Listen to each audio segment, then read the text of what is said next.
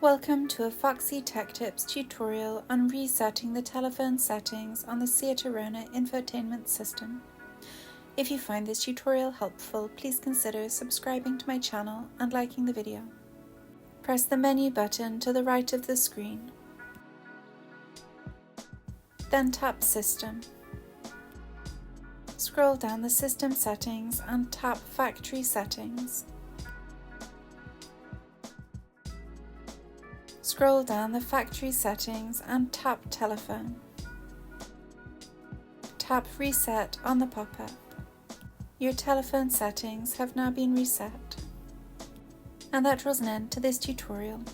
Please like the video if you found it helpful and subscribe to Foxy Tech Tips for more Seat Arona tips and tricks.